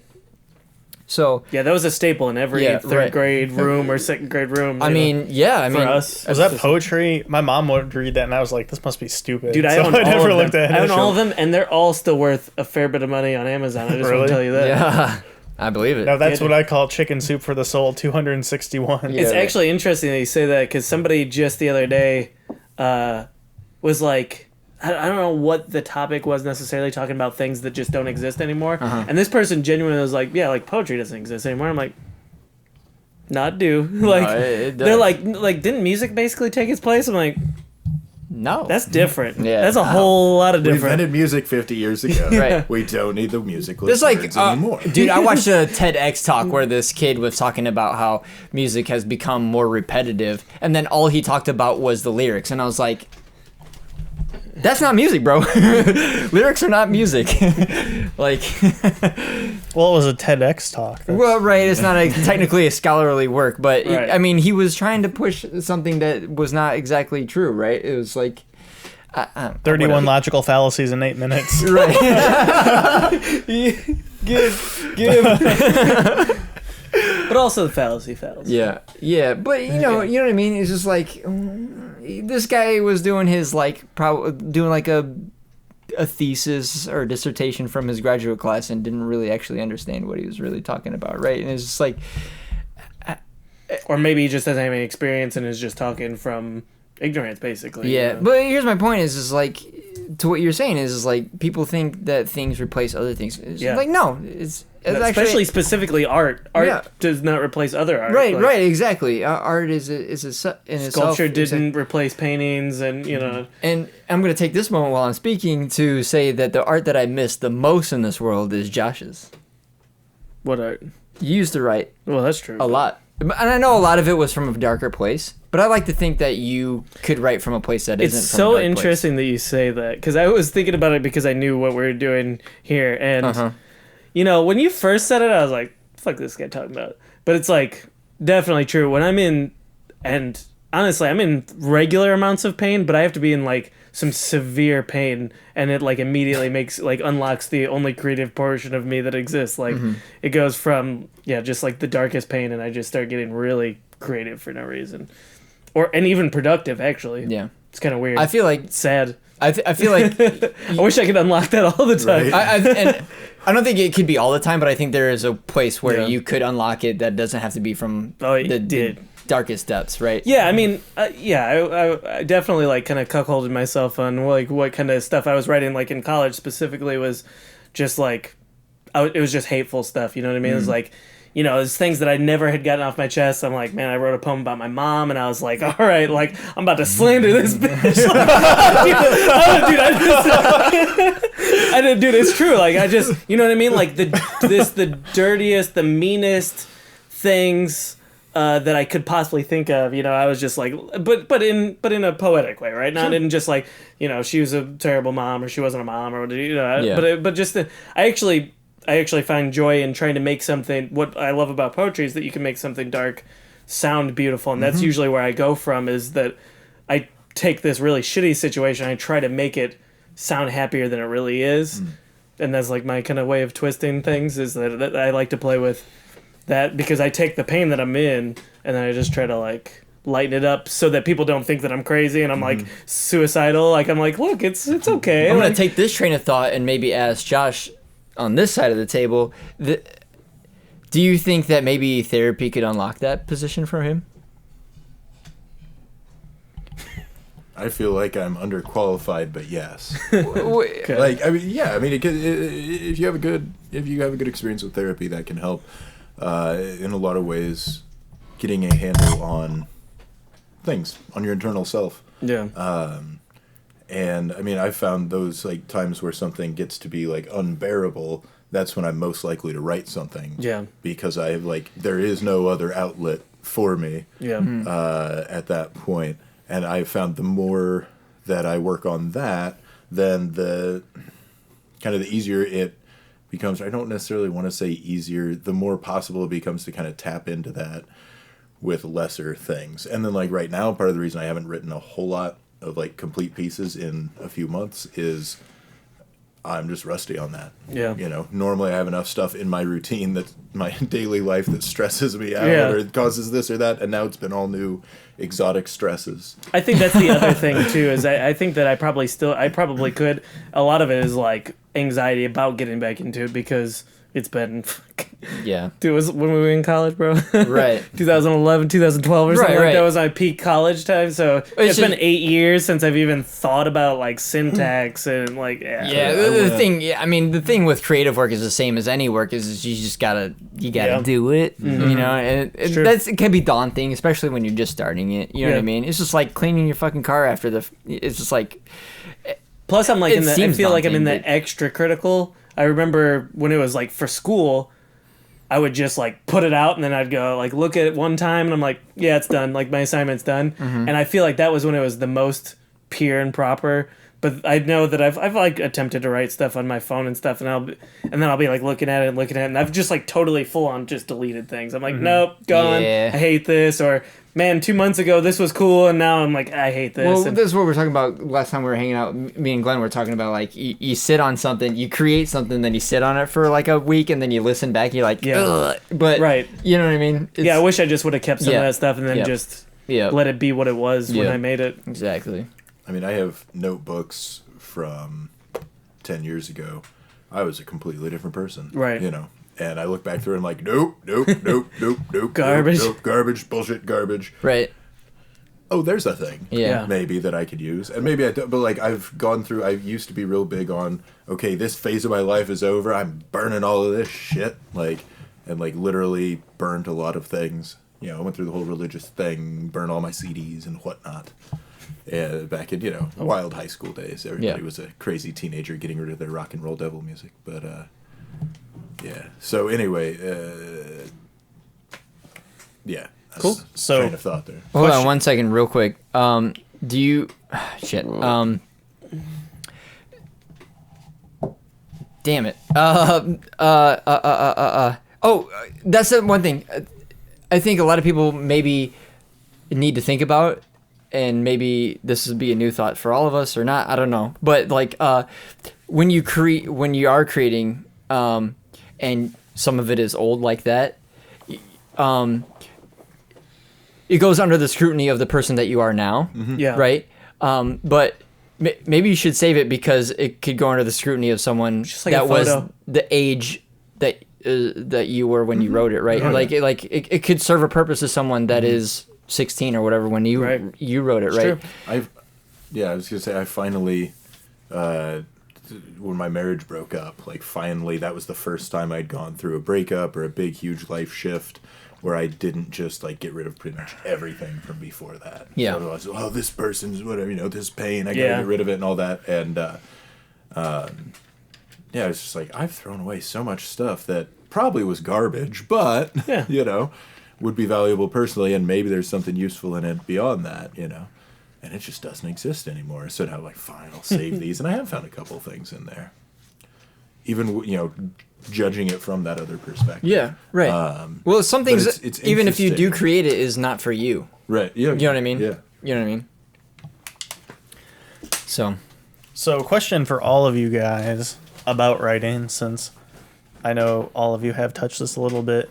How do you prefer to write? So I feel like if I'm writing with a pencil or on a piece of paper, it hits different than if I'm trying to type something. I agree. well, when I write with a pencil, the problem is my brain is way too fast for my hands, even on a keyboard, even really, but it just hinders me even more on a pencil. I feel like you do get to be more precise with your movement with a pencil, I think, but also if you get flooded with a bunch of ideas like back to back to back to back, a pencil could really like True. inhibit you, right? My handwriting's so shitty. Sometimes I'll read it back over. I'm like, what was I trying to say? Right. Especially in that kind of frantic. Sometimes like that, it is in like a frantic. Like I need to get this out now. Like I'll never, or else nothing. It'll never come back. Like so, you're just like. Yeah. I used to do a lot of I haven't done a lot of drafting this way for a while because I don't have a long commute, but I used to, while I was driving, I would come up with ideas and just do a voice memo on my phone. And same thing if I was, drunk looking at the stars late at night. Yeah. some like quiet, hushed, slurred. I had a lot of slurred voice memos in my phone, 1 to 3 a.m. while my divorce was really scattered. Did any of that stars? Did any of that ever hit screen or paper or anything? Oh like yeah, that? yeah. A lot of those. Then I'd go back through and often, like, of course, like change them wildly. Yeah. But recording it would let me keep kind of whatever flow I originally had to, like, a line, because that's where things will often start for me, like with one line or one image or something, and that, like, I'm kind of chewing on that for a while, and I kind of like tack some lines onto it and smooth them out, and then it's kind of, a lot of times I'll go and I'll have maybe a page or so when I come out of transcribing that, like a day or a few days later. So people that have been listening up to this point are maybe asking why we're asking this guy all these questions about poetry or whatever, but I think it's important to note that we respect this man's art Absolutely. very deeply. So Well, thank you. yeah, so I think it was worth saying. Yeah. Makes the simulation a little brighter. Oh yeah, we have this theory. Oh yeah, if you haven't listened to our podcast, Life is a simulation, and yeah. Mandelbrot set, and what else?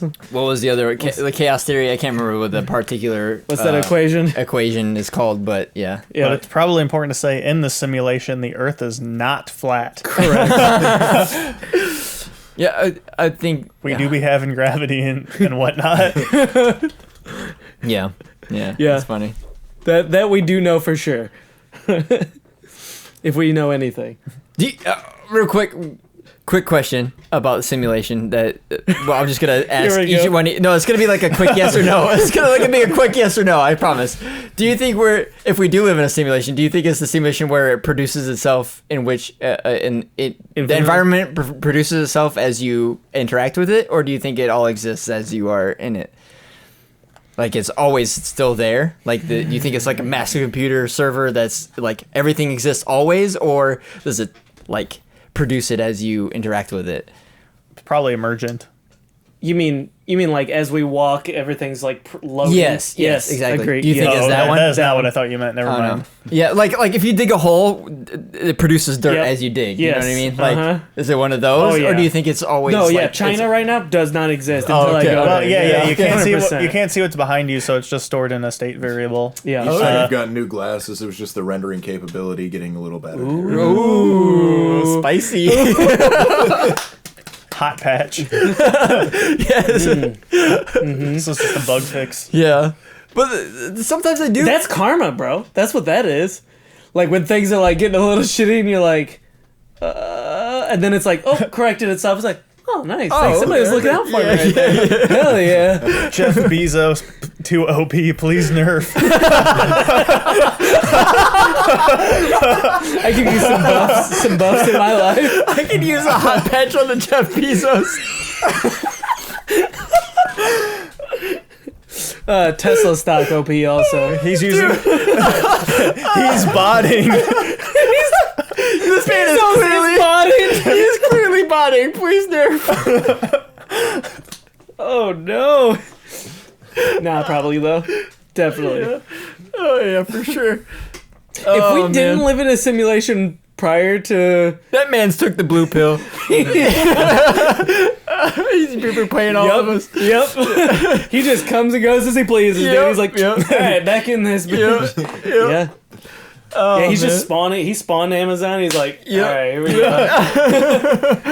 go. Give me Amazon. Oh man. Infinite power, please.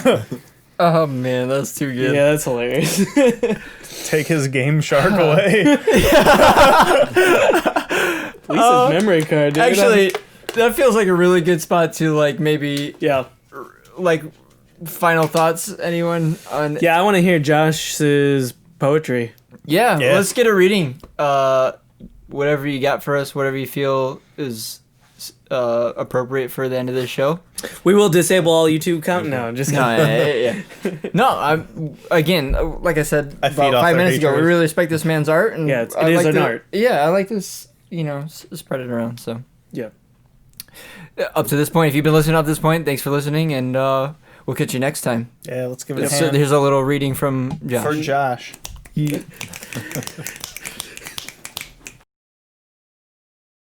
live from the basement, it's Josh Kern.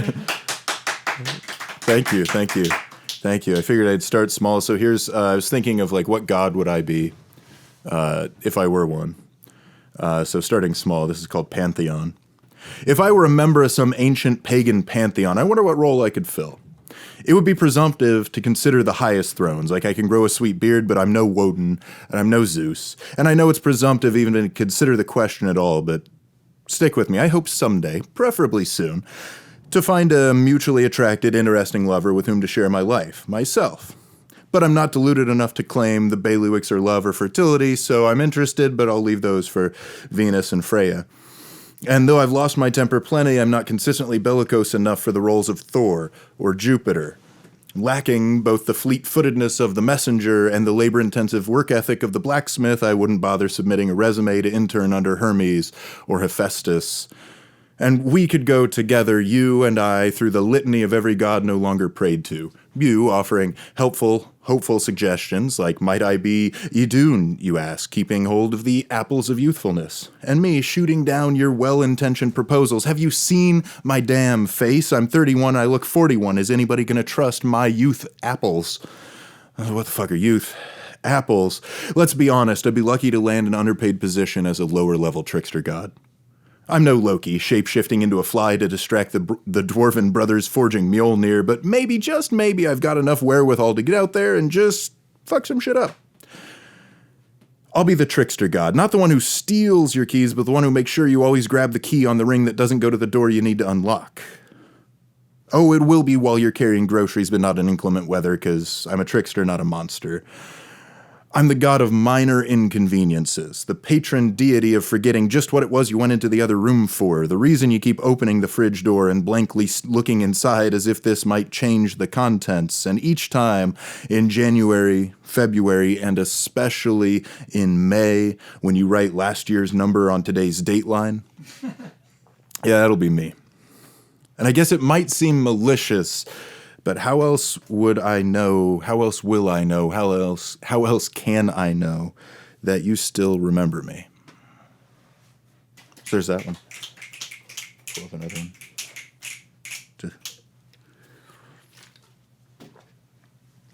So here is, let's see. Let me do this. This is the one that, yeah, you mentioned. So this is called I mean. It's like, you say one thing, you really mean another. I mean.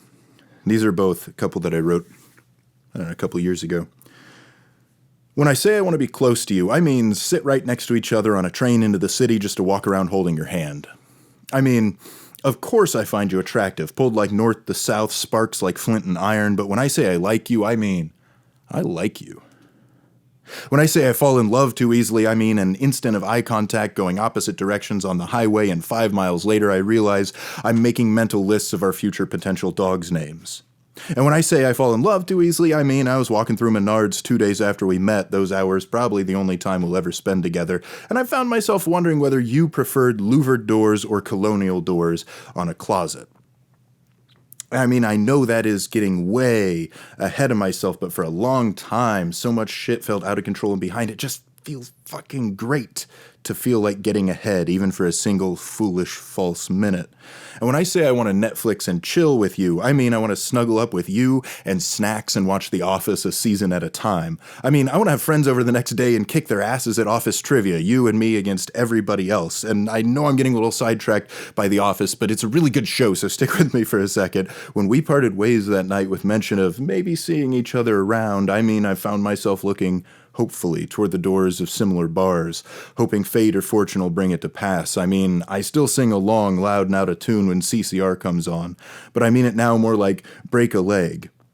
Like attempting reverse psychology on the ghosts haunting this theater. I mean, I hope it's not prophetic when I sing, someday never comes.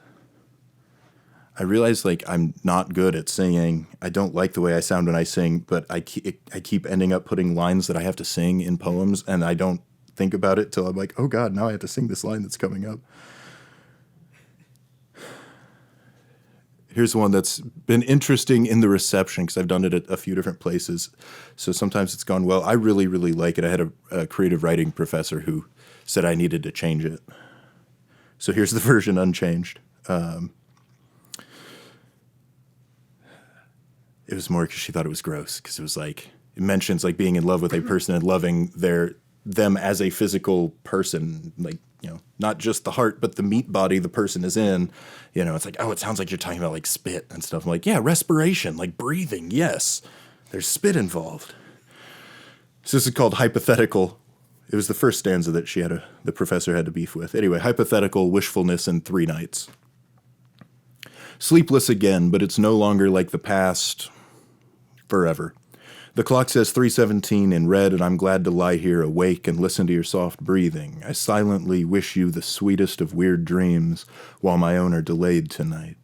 I can never answer the question, what's your favorite kind of music? Because your respiratory composition is as entrancing and indecipherable and as uncategorizable as Daniel Johnston's less coherent works.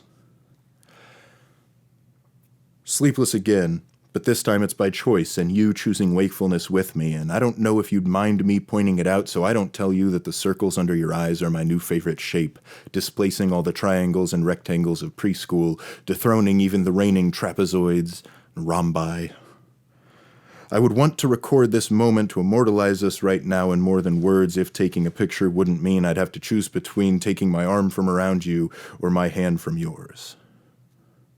Sleepless again, tonight by design, and you sleeping in the seat next to me strangely happy to cover all these miles while most of the rest of the world here is sleeping. The quiet, dew-wet asphalt and reflectors and creosote-coated telephone poles voicelessly chuffing by. Tonight I need no music on the stereo. I fill the stillness in this car and, if magic exists, in your dreams with hushed whispers, hopes and fears, confessions, professions, and confidings of the things I wish will come to be, the words I lack the courage to voice still while you are awake. So there's that little one. Thank you. I always wonder, like, what's weirder to read poetry to, a quiet audience in a bar or a loud audience in a bar? I don't know. I'm just used to people making a lot of noise that has nothing to do with anything I'm doing. Let's see. Everybody make fart noises with your armpits. Here's one of the first ones that I started performing when I got back into it a couple of years ago. It's one of my favorites I've written. It's called Dandelions. So it starts out with a quote. Ralph Waldo Emerson, the great American thinker, philosopher, writer, poet, minister, transcendentalist, in a sermon titled Fortune of the Republic, asked and answered, "What is a weed? A plant whose virtues have not yet been discovered." Whereas the corpse plant, a Morphophallus titanum, which takes half a human lifespan to produce the largest flower in the world, is treasured for the rarity of its display, the dandelion, Taraxacum sufficinale, or erythrospermum, is maligned for its overwhelming generosity. See, dandelions are my favorite flower. Sure, they've got childhood and nostalgia going for them, of course, but it's more than that. Dandelions are beautiful, edible, and tenacious. The greens are strong and bitter, like emotionally wounded spinach that still won't go see a therapist. You could batter and fry the blossoms, and they taste a little bit like mushrooms, especially if you haven't had mushrooms in a while. And you could dry and roast the roots and brew a coffee-like beverage. It tastes like, end of the day, truck stop, burn up. It's not great. Anyway, point of disclosure, while their forage value is much further from the back of my mind than the minds of, let's say, most people, it's really their beauty and tenacity that stir my heart. Sprouting up in the first of spring, tender stems waving unassuming buds to still cool breezes, up from cold ground to the annually infant sun, green overlooked for tulip shoots, blossoming, unfolding canary golden umbrellas ignored for Instagram-ready daffodils, rising and blooming inches or feet from fresh-thawn earth, culminating in a globed gray-white wishmaker, a life cycle as proportionately short as many of our own. Show me another flower evolved for carrying wishes on the breeze. Point out any flower that children would pluck from manicured and edged beds to wield in their energetic sidewalk playground vandalism with initials and hearts and recently learned dirty words smeared yellow on curly slides and smooth concrete slabs. But their beauty and innocent utility are only amplified by the places that they grow, which is to say, everywhere. Dandelions are the bane of every good suburban dad's existence, sprouting up in any walkway, driveway, paver, patio crack, ambitiously reaching up to the corner of the fence or the shed. My father would pay us $1 for each bucket of dandelion plants plucked from the yard, a purpose-built, forked screwdriver-like tool stabbed into gritty earth and levered against the skinny white carrot taproot until the most satisfying pop of my childhood would yield the full plant from the soil on Rosewood Lane. He paid us $1 a bucket. $1 per 3-gallon bucket of dandelions. We had an impressive density of dandelions in our yard, and being children, an understandably meager understanding of child labor laws, not to mention the monetary value of our time. And while we earned those dollar bills and devoured the bargain store candy they bought, more precious were the smiles on my mother's face when she was presented and received with grace yet another bouquet of dandelions and wild violets, grinning as she filled a vase or old jar from the tap. But there are no species-specific plant foods for my favorite flower. No one tenderly covers beds of dandelions with blankets when frost is forecast, or gently places mulch at the bases of their tender shoots. They never grace the covers of decorating or landscape magazines because better homes and gardens have dandelion-free lawns. It's what makes them, and I suppose by extension their owners, better. Dandelions take root in places where nothing has any business to live. They sprout up where they're not requested, where they are more than not wanted, unwanted, and this is the secret to their anarchic, open-hearted majesty. This is the taproot that's taken in my heart and draws my love through its capillary action. For when do we need beauty and generosity more than in those times and places when we'd rather have anything else, or we'd rather do anything else than accept it? What was that? It's dandelions. Thank you. True story. A big bucket. It was like $1 a bucket. It wasn't that long ago. You know, it wasn't like, man, with $1 you can buy a rifle. I bought a Buick with my $1. You know, those.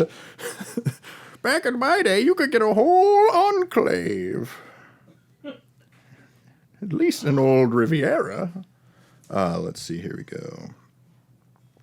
Here's a little more recent one. This was last fall. Yeah, I think I wrote this last fall. So here's a shorter piece called Spinning. Maybe a little more of a traditional feel than spinning. It's an unseasonably warm early afternoon at the tail end of summer, when the season up here already turns toward autumn weeks before the equinox, and the breeze gently shakes the drying, almost turning leaves, contrast of warm, thick summer grown lazy in its dotage, and fresh, cool October pushing itself welcome into the lower back of mid-September, and I'm sitting outside my house, listening to a droning mower, passing cars and trains on the road or railroad a block in either direction, rustling leaves, and a couple daylight crickets. I'm looking at the last prairie fleabane among the otherwise winterized wildflowers, which I could not bring myself to tear out along the garage. I'm watching these flowers in the breeze, and my head is spinning from a cigarette, a couple of slugs, and you. It's a love poem. I like to say all poetry is love poetry right before I read a really sad, very much not a normal love poem sort of thing. But let's see.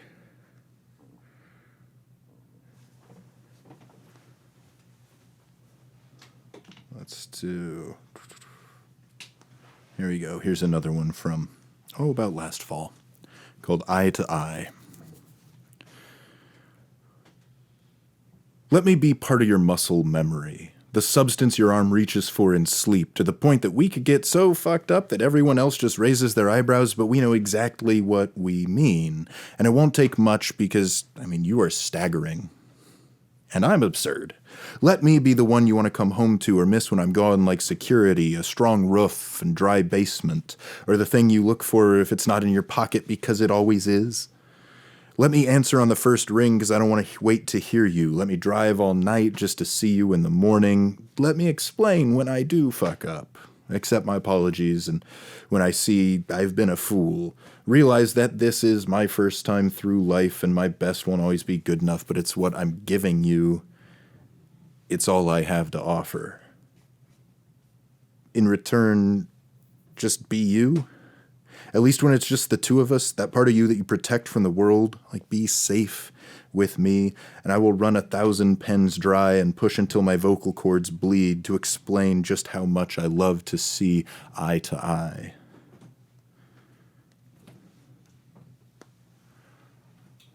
Little note of explanation. The beloved in that poem is very tall. So it works at multiple levels. Good? Okay, cool. Thank you. Awesome. I've never been more proud of what we're doing at any moment ever in my existence.